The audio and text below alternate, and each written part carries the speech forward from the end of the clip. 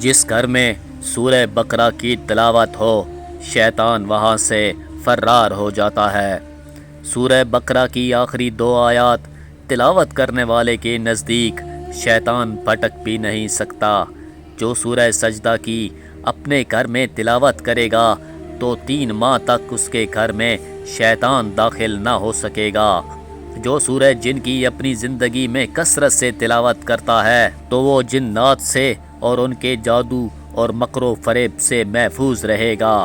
جو سورہ جن کو تلاوت کرے گا وہ جنوں سے محفوظ رہے گا۔ اللہ تعالی ہمیں ایسی ہر مصیبت، آفت اور بلا سے محفوظ رکھے اور ہمیں دین اسلام پر چلنے کی توفیق عطا فرمائے، کیونکہ یہ چیزیں تب ہی انسان پر حاوی ہوتی ہیں جب ہم دین اسلام سے دور ہوتے ہیں۔ ہمارے گھروں میں اگر ہم باقاعدگی سے نماز، روزہ اور قرآن کی تلاوت شروع کریں تو ہمیں ایسی کسی بھی چیز سے ڈرنے کی ضرورت نہیں ہوگی۔